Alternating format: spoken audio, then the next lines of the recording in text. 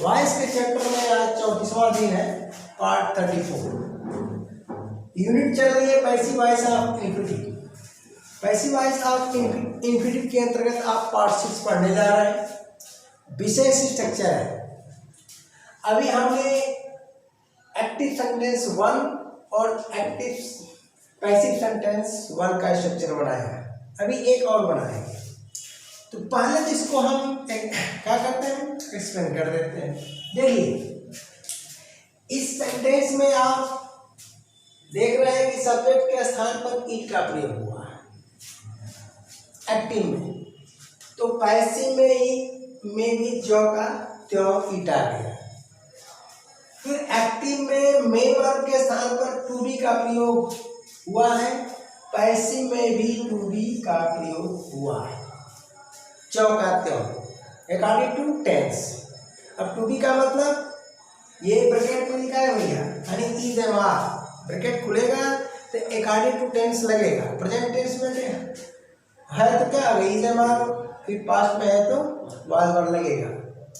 तो अब देखिए, यहाँ पर एक नाउन आएगा। उस नाउन के स्थान पर आप शब्द टाइम का प्रयोग करेंगे। फिर जो का त्यों ये उधर गया। तो यहाँ तक तो कोई प्रॉब्लम नहीं है। आप ये देखिए, कोई प्रॉब्लम नहीं है। अब चलिए, अब करना क्या है, इस एक्टिव सेंटेंस में यहाँ इंफिनिटिव है, फिर इंफिनिटिव का ऑब्जेक्ट है, अंडर ब्रैकेट अदर वर्ड्स भी है। तो अदर वर्ड्स को मैंने ब्रैकेट में बंद इसलिए कर दिया कि हो भी सकता है, नहीं भी हो सकता है, लेकिन यहाँ ब्रैकेट में बंद है, इसको मत वही चीज समझ लेना, यहाँ तो होना। अदरवाइज हो भी सकता है, नहीं भी हो सकता। अब हम एग्जाम्पल में समझाएंगे कब होता है कब नहीं होता है। जनरली नहीं होता है ना, जनरली क्या होता है, नहीं होता है, लेकिन एक्सेप्शन में आ भी सकता है अदरवाइज। चलिए, तो हम क्या कर रहे हैं भैया, यहाँ पर एक एडिशनल वर्ड, ठीक है भैया। इसी टाइम वो आता है बेचने के लिए टाइम टेबल से काम करता है। आप भी टाइम टेबल से काम करिए, ठीक है भैया। मैं भी टाइम टेबल से ही काम करता हूँ, समय से। तो पढ़िए, यहाँ पर यह है प्रीपोजिशन। क्या है, इसको हम शॉर्ट में प्रेप लिख देते हैं। Prep means preposition. अब यह ऑब्जेक्ट यहाँ पर आ जाएगा, ठीक, ध्यान दीजिएगा, यह ऑब्जेक्ट यहाँ पर आ जाएगा। और एक बात और बता दें, ऐसे सेंटेंस में भाई ऑब्जेक्ट जनरली नाउन ही आता है, लेकिन कहा नहीं आ सकता है, प्रोनाउन भी हो सकता है, ठीक ना। तो केवल ऑब्जेक्ट लिख करके काम चला लिया। अब चलिए, यहाँ पर टू बी प्लस वर्ब का थर्ड फॉर्म, यह है इंफिनिटिव, और यह इंफिनिटिव कहाँ गया भैया, ये देखिए, यह इंफिनिटिव यहाँ आ गया पैसिव फॉर्म बनकर, पैसिव फॉर्म, इसका जी पैसिव फॉर्म ऑफ इंफिनिटिव बना, ठीक है। तो स्ट्रक्चर आप समझ गए होंगे। एग्जाम्पल हम नीचे देंगे। अब चलिए एक स्ट्रक्चर और बताते हैं आपको, समझ गए होंगे।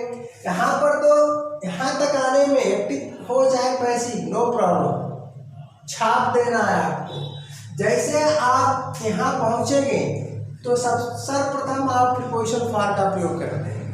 फिर क्या करेंगे, ऑब्जेक्ट को इधर ला देंगे, इंफिनिटिव को पैसिव फॉर्म में चेंज करके पीछे ले जाएंगे। अदर वर्ड्स हो भी सकता है, नहीं भी हो सकता है। अब एक सेंटेंस और हम इसमें स्ट्रक्चर देते हैं एक्टिव सेंटेंस का, तो उसे लिख देते हैं क्या भैया,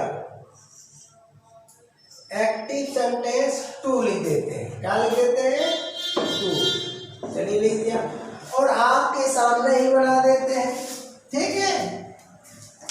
थोड़ा सा टाइम लगेगा। तो एक्टिव सेंटेंस 2 में आपको करना क्या है,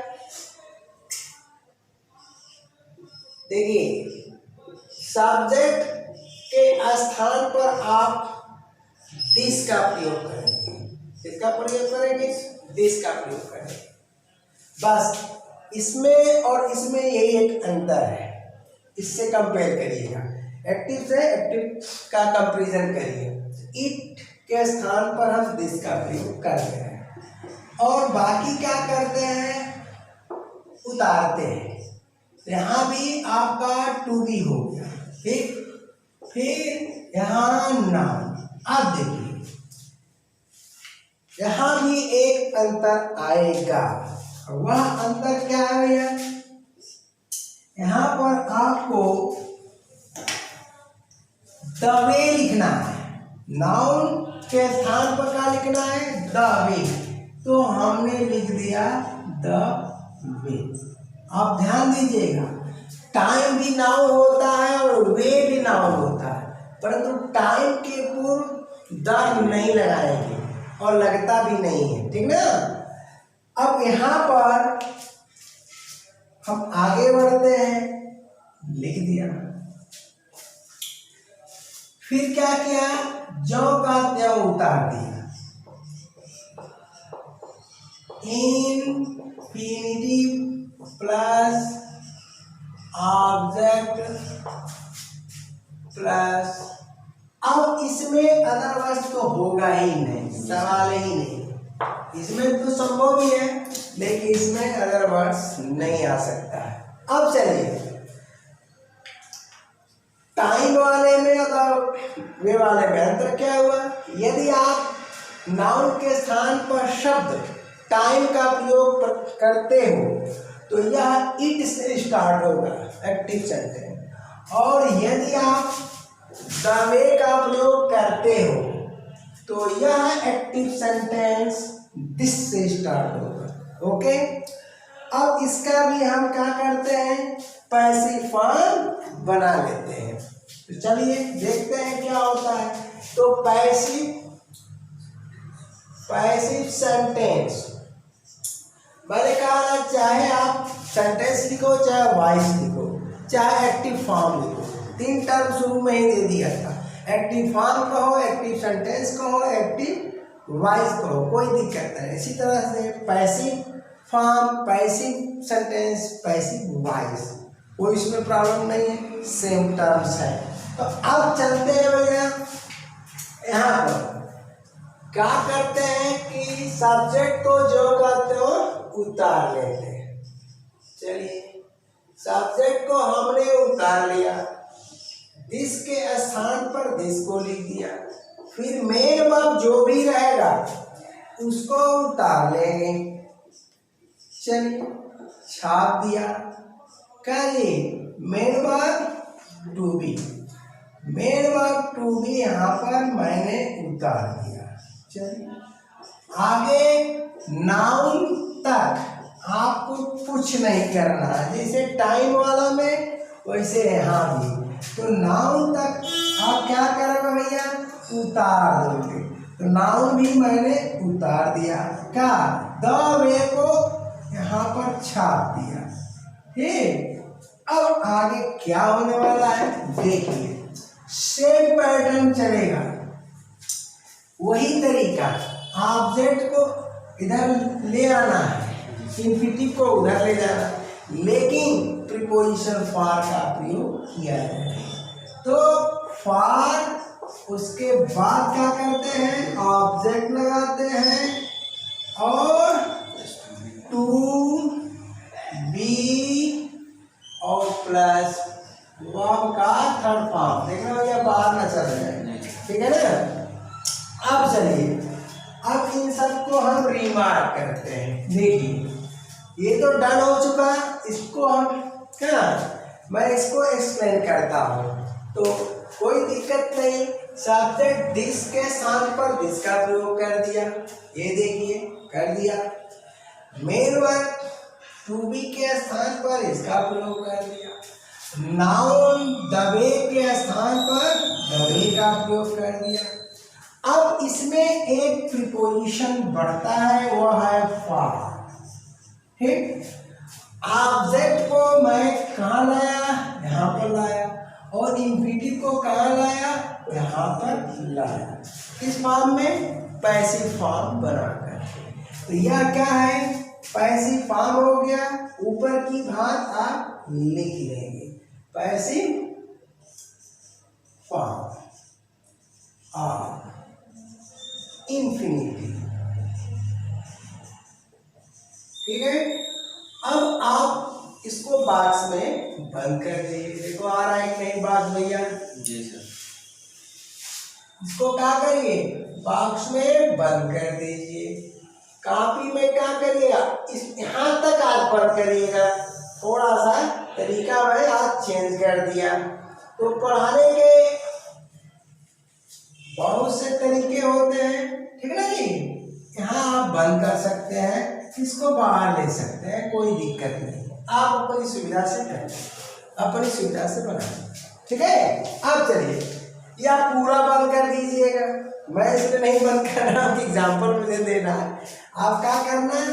यहाँ से बंद कर देना। ठीक है, चलिए अब मैं दोनों सेंटेंस का अंतर बताने वाला हूं, तो ध्यान दीजिएगा। चलिए भाई, क्या है अंतर? सबसे पहले एक्टिव सेंटेंस का अंतर समझना है। एक्टिव सेंटेंस 1 और एक्टिव सेंटेंस 2 का अंतर समझना है। ठीक है ना?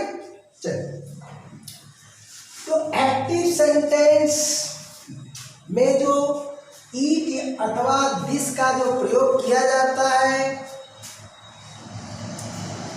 सामान्यतः मीनिंगफुल ही होगा, मीनिंगलेस नहीं होगा। कब? जब अदर वर्ड्स नहीं आता है। तो सेकेंड में तो अदर वर्ड्स है नहीं, इसलिए दिस का अर्थ हम यह निकालेंगे। फर्स्ट वाले में इट कभी मीनिंगलेस होगा, कभी नहीं होगा। तो सामान्यतः मीनिंगलेस नहीं रहता है, मीनिंगफुल रहता है। तो मीनिंगफुल कब रहता है? जब अदर वर्ड्स नहीं होता है। अगर अदर वर्ड्स नहीं है तो इट भी मीनिंगफुल रहेगा। यहाँ तो अदर वर्ड्स मैंने लिखा ही नहीं, तो दिस भी मीनिंगफुल रहेगा। यानी ये दोनों क्या भैया? यहाँ स्पेस है तो हम लिख सकते हैं क्या? मीनिंगफुल। और ये भी क्या है भैया? मीनिंगफुल। और इस मीनिंगफुल का अर्थ क्या हो जाएगा? यह। यहाँ भी अर्थ हो जाएगा यह। तो मीनिंगफुल इट का मीनिंग हो जाएगी कभी यह, और मीनिंगफुल दिस। दिस तो कभी मीनिंगलेस होता ही नहीं है, कान खोल कर सुन लीजिए। लेकिन इट होता है। अब इट मीनिंगलेस कब होता है भैया? हाँ, तो अदर वर्ड्स जब रहेगा। सीधा अब एग्जाम्पल पर हम आते हैं। तो फॉर एग्जाम्पल में अगर एक्टिव सेंटेंस लिखा है इट इज टाइम, तो मैं यहां तक चला है। देखिए, मिलाइए। इट इज, टू बी के स्थान पर मेन वर्ब क्या लिया? इज। और टाइम, नाउन के स्थान पर क्या लिया? टाइम। यहां तक मैं आ गया। अब इन्फिनिटिव के स्थान पर मैं कुछ लिखता हूं, तो यहां लिख देता हूं टू टेक। ठीक है ना भैया? यहां पर मैं क्या लिख देता हूं भैया? To take. अब टू टेक के बाद ऑब्जेक्ट कोई लगा देता हूं, तो लगा देता हूं लंच। इसमें अदर वर्ड्स नहीं है, यानी अदर वर्ड के स्थान पर, अदर वर्ड्स के स्थान पर कुछ नहीं आया है। तो आप रिमार्क कर सकते हैं, देख सकते हैं। तो यह हो गया आपका, देख लीजिए, मिला लीजिए। ठीक है जी? जितने अंडरलाइन है, जितने अंडरलाइन, उनके बीच अगर आप प्लस प्लस प्लस प्लस लगा देते हो तो बिल्कुल मैच कर जाएगा। कहाँ तक? यहाँ तक। तरीका सीख लो। क्योंकि इसमें लिखने पर क्या होता है भैया, थोड़ा सा कचरा हो जाता है, बढ़िया मजा नहीं आता है। यहाँ प्लस लगा दो, फिर यहाँ प्लस प्लस फिर प्लस, ठीक ना। तो यहाँ तक आ गया। अब देखिए अर्थ क्या है, इसका अर्थ हुआ यह दोपहर का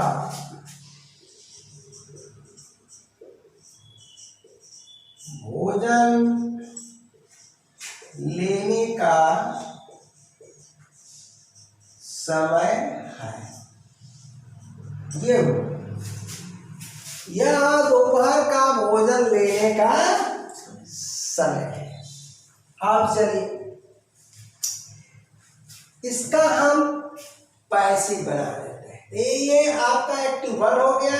अब यहाँ सार कर देता हूँ और यहाँ पर पैसिव वन बना देता हूँ। ओके, जरूरी नहीं कि पूरा लिखा जाए एक्टिव सेंटेंस और वॉइस, तो शॉर्ट में लिखना हमको है, समझना हमको है भैया। तो आप अपना तरीका अपना लीजिए। क्या करते हैं, जो कहते हो आप उतारते चलो, यहाँ तक उतार लो। उसके बाद इस टू टेक को आप पैसिव फॉर्म में चेंज करोगे और इस ऑब्जेक्ट को इधर लाओगे। लिख देता हूँ, कुछ लोग परेशान हो गए। यह ऑब्जेक्ट किसका होता है, इन्फिनिटिव का। चैप्टर कौन सा, चैप्टर तो वॉइस है, लेकिन यूनिट क्या है, पैसिव वॉइस ऑफ इन्फिनिटिव। तो इन्फिनिटिव तो ऑब्जेक्ट लेगी ही लेगी। अगर इन्फिनिटिव ऑब्जेक्ट नहीं लेगी तो पैसिव फॉर्म बन ही नहीं सकता है, ठीक है ना भैया। तो यह ऑब्जेक्ट इधर आएगा, परंतु किसके साथ, प्रीपोजिशन फॉर के साथ। तो मैंने क्या किया, यहाँ पर फॉर लगा दिया, उसके बाद लंच लिख दिया, उसके बाद इस टू टेक को पैसिव फॉर्म में चेंज कर दिया। तो टू टेक सारे तरीके हो चुके हैं भैया। अगर आज वीडियो क्लिक किए हो तो आपको थोड़ा कम समझ में आएगा। इसके लिए कहाँ जाएंगे आप, पीछे का क्लास में जाओ, ठीक ना। और वॉइस पार्ट 1 से शुरुआत करिए, क्योंकि यह भाषा विज्ञान है, कोई जादू की छड़ी नहीं है कि घुमा दिया क्या जी इसको जी खरगोश से गिलहरी बना दिया, गिलहरी से खरगोश बना दिया, कुछ भी बना दिया। छुई मुई का खेल नहीं है। तो कंपटीशन निकालना है तो आपको शुरू से पढ़ना पड़ेगा। ये मान लीजिए, इसको गांठ कर लीजिए। या बढ़िया इंग्लिश पढ़ना है खुद के लिए या किसी को पढ़ाने के लिए सीखना है, तो भी आपको सिस्टमेटिक तरीके से पढ़ना पड़ेगा, क्योंकि यह क्या जी, भाषा विज्ञान है, ठीक है ना भैया। तो अब यहाँ हम क्या करेंगे, टू बी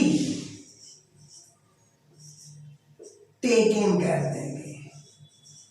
देख लीजिए, यानी यह पैसिव फॉर्म बढ़ गया, इन्फिनिटिव का पैसिव फॉर्म बढ़ गया। अब बताइए कुछ बचा, कुछ तो नहीं बचा भैया। देख लीजिए, यह ऑब्जेक्ट यहाँ आ गया और इन्फिनिटिव यहाँ आ गया, कोई स्टॉप लगा दीजिए, कुछ नहीं बचा, क्योंकि अदर वर्ड्स तो है नहीं। तो इसकी मीनिंग मैं लिख दे रहा हूँ। देखिए, या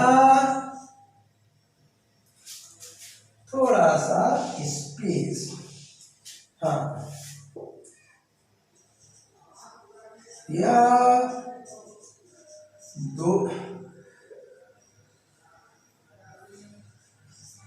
दोपहर का भोजन लिए जाने का समय है। ठीक है जी, आया कि नहीं, देखो बाहर तो नहीं है। चलिए देख लीजिए, एक्टिव है तो भोजन लेने शब्द आ रहा है, और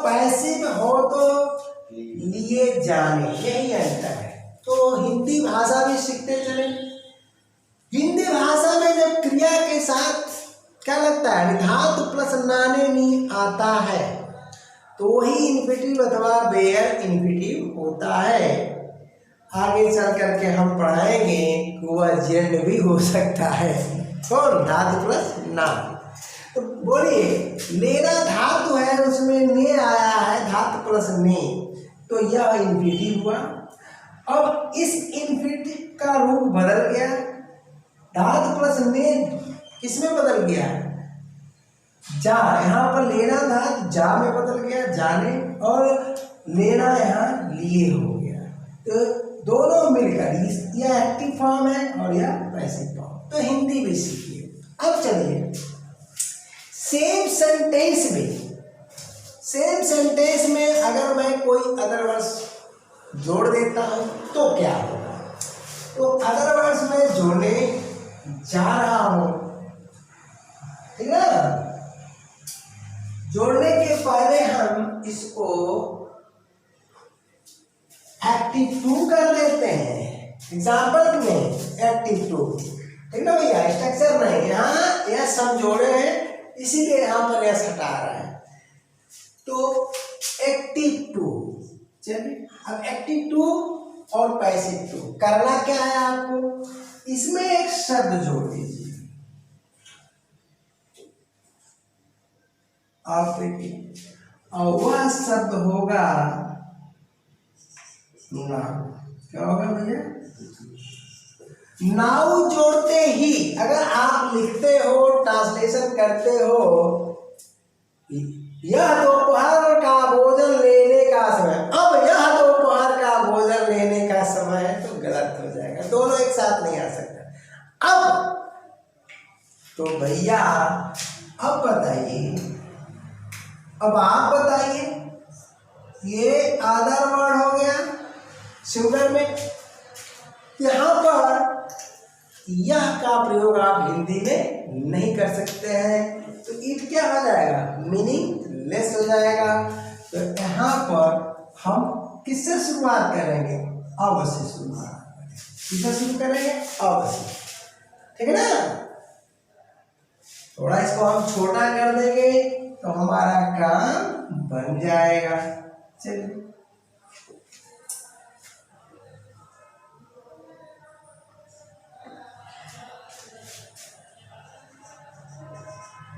अब देखिए, मैंने काम बना लिया, ठीक है ना। आप 2 बार लिखिएगा, आप मन बना लीजिएगा कॉपी में अपना काम। अब दोपहर का समय लेने का समय है, यानी अदरवाइज नाउ आते ही यह क्या हो गया? मीनिंगलेस हो गया। क्या हो गया भैया? मीनिंगलेस हो गया। चलिए, तो यहां भी तो नाउ जोड़ोगे, पैसे में भी तो जाओ यहां भी लगा दिया, ठीक। तो यहां से भी यह हटेगा, यह क्या होगा? हट गया। यह भैया हटा दिए, तो यहां भी आपका लिखो अब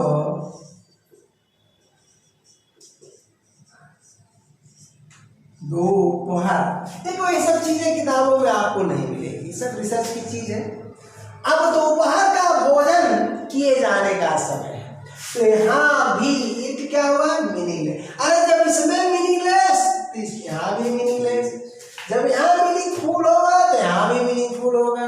तो अब एक एग्जाम्पल हम सेकेंड स्ट्रक्चर पर देते हैं।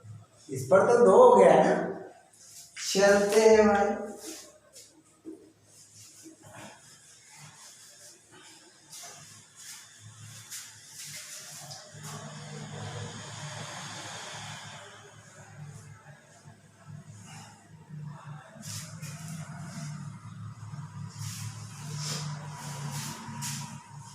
चलिए आप देखिए, यहां पर एग्जाम्पल हम 2 दे चुके हैं, 2 एग्जाम्पल हम दे चुके हैं। तो अब तीसरा लिख देते हैं, एक्टिव 3। तो क्या करते हैं? लिख देते हैं दिस इज द, तो यहाँ प्रोसेशन होगा दी। द नहीं होगा, ठीक है जी, दी नहीं, ठीक है, द ठीक है, ओके, दी नहीं होगा, द ही होगा। गलती से हमने दी बोल दिया, अब द दी का चक्कर छोड़ना तो आर्टिकल मिल जाएगी, द होगा, ये प्रोनाउंसिएशन होगा, ये देखिए द, ठीक है। तो this is the way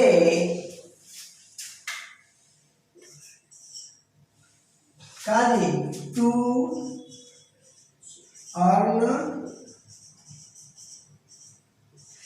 money. अब हम क्या करते हैं, अंडरलाइन कर देते हैं,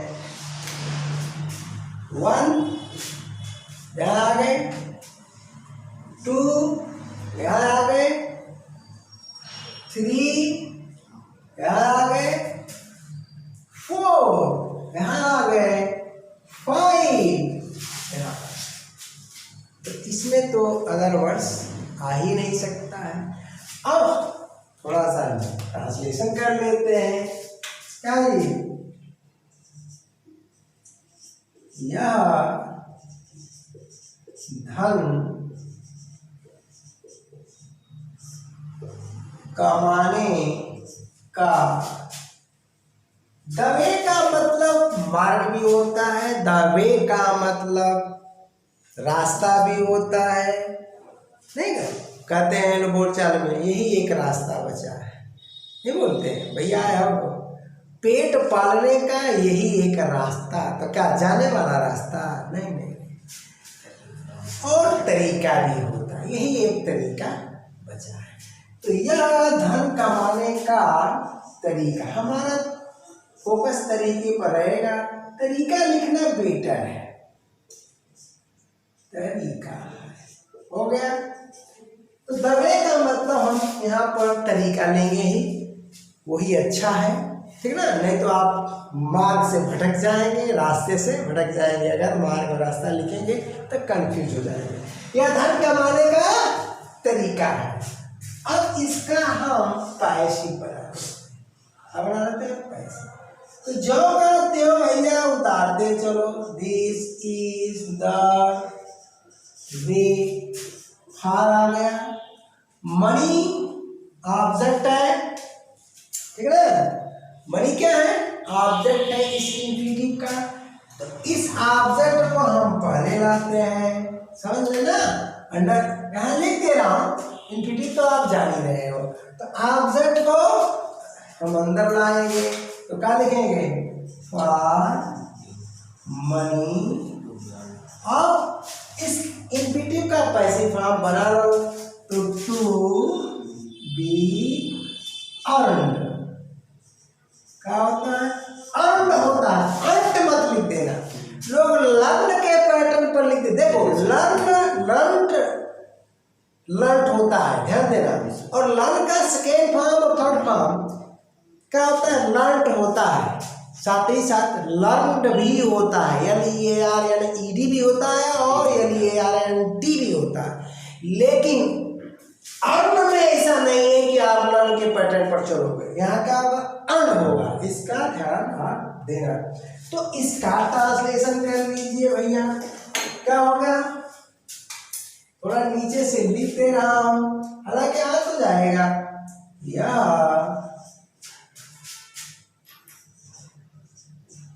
घन,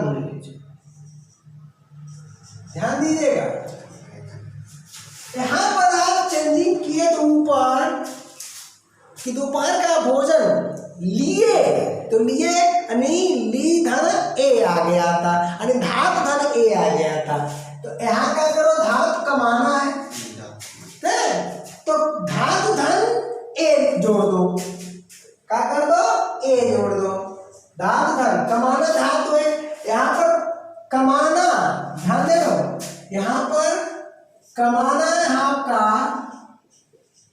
अब धातु क्या चीज होता है, इसके लिए वर्ग का चैप्टर पढ़ो, ठीक है जी।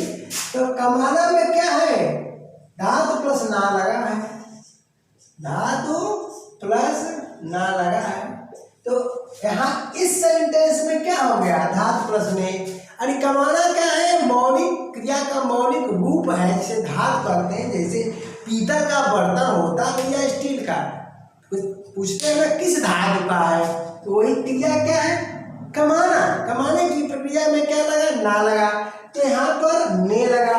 अब उसमें कमाने की प्रक्रिया में आप क्या लगा दो, धातु में ए जोड़ दो, तो कमाए, और उसके बाद क्या जोड़ दो, जाने। क्या कर दो, जाने का तरीका। आया कि नहीं जी? ठीक है, तो ये चीज होता है। इसके लिए थोड़ा सा आप वो चैप्टर पढ़ लो, प्ले लिस्ट है, गजब का है, पढ़ लो, ऐसा है मिलने वाला नहीं है। बस इतना ही कहूँगा कि मेरे सिवा वो चीज कोई आज तक दिया ही नहीं। ये नहीं कह सकता हूँ दे नहीं सकता है, दे सकता है, ठीक ना, दे सकता है, लेकिन अभी तक नहीं दिया है। समझ में आई बात? थोड़ा सा ये भाई देने के लिए तुम दो ना, हमसे सीखो और दूसरे को तो पढ़ाओ, मुझसे आगे निकल जाओ, है कि नहीं? तो शिष्य तो हमेशा गुरु से आगे जाता ही है, ठीक ना। तो अगले क्लास तक के लिए क्या भैया, वही tata bye bye, thank you.